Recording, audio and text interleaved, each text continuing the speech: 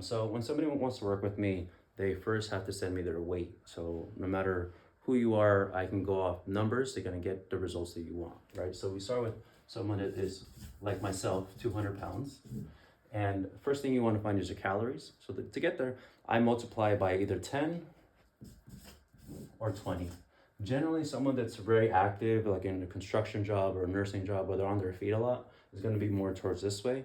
And then this is going to be more someone like myself that's, for the most part, outside of like working out and doing the cardio I recommend, I don't do much, right? So they're just kind of at home or at a desk job. This is more someone here. So for me, I'm going to go with 12. That's kind of like the number I would go for myself. Because I still work out 3 to 5 times a week and I do cardio every day. So it's still pretty active. Outside of that though, not much. So 200 times 12, that's 2,400 calories. So now I know how many calories I have to eat, but I don't just want to lose weight. I want to lose specifically fat and I want to retain as much muscle and feel great. So there's a specific ratio of protein, carbs, and fats I like. So that's where I calculate my protein, carbs, and fats in this way. I still take the same weight, the 200 pounds, and I multiply that by 1. That's just to start off. A minimum, I would want someone starting off with eating 1 gram a pound per body weight as far as protein. As you go on the diet and you drop the carbohydrates and the calories, you're going to increase the protein, but for now, this is where I would like to start.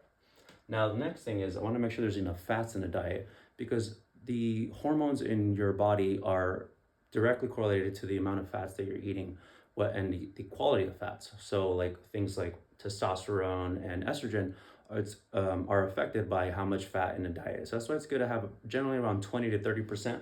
So I like to do 200 pounds, same going off the weight, and multiply that by 0.3 to get me 60 grams of fat. So this is fat, this is protein.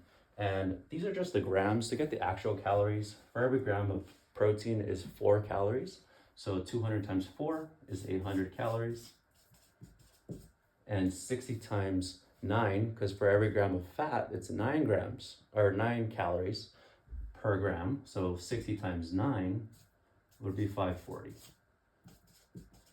And I'll put that here, times 9, times 4.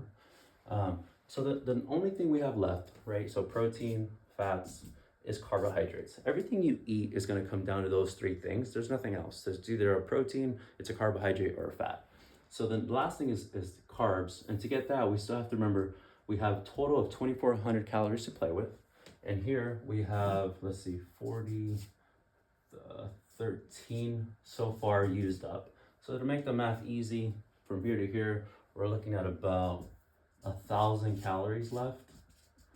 And we know, or if you don't, now you know, each carbohydrate is 4 calories per gram.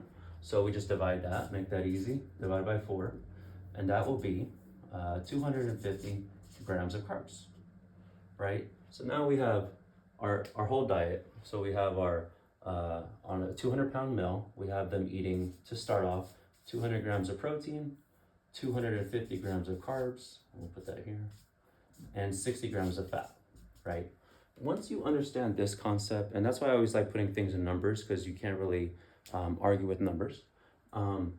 People lie, numbers don't. That's something I always remembered. People lie, numbers don't. Once you understand this concept, you'll never get sold on another diet ever again. I used to work for Jason.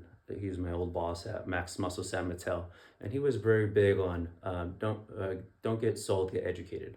So you don't want to sell someone on fitness. You just want to explain how it works. And if you ever get told or someone's trying to sell like their diet, this is just really what they're selling you, and they might just wrap it around something different. Like they might just call it something like keto or like Atkins or intermediate fasting or like carnivore and all those things. But really, they can't hide the fact that you're still going to eat protein, carbs, and fats in each of these. And they just do different things to restrict your calories. So in a keto, they're just going to take out the carbs, right? So if you take out a whole food group, then of course you're going to lose weight just by not eating any carbohydrates, only eating protein, fats. So you're limited in selection. Same thing with like an Atkins or a low-fat diet. What they do is they just take away the fats or keep you on a low-fat diet, and you only eat protein, carbs, and of course you're going to lose weight that way as well, right? Because you're just, once again, removing a whole food group. And as far as intermediate fasting, what they do there is if you're eating like a typical breakfast, lunch, and dinner, what they do is and if you don't know what intermediate fasting is, just they give you a 6 to 8 hour window to eat, and the rest of the time you're just fasting, and including sleep, you're just not eating in that window. So generally what they do is they just take away breakfast, and you're only eating lunch and dinner. And if you only eat 2 meals when you're used to eating 3 meals, of course you're going to feel like you're eating more and still lose calories even though you're eating the same thing. But they're all going to go back to the same thing: is how do we get to a caloric restriction? So this is how I do it. This is how I get people started. And as you go, you're going to manipulate things, whether people lose weight or they gain weight. But this is how you get started, and this is how I set up every diet that I work with, every person that I work with as far as diet. Hope that helped.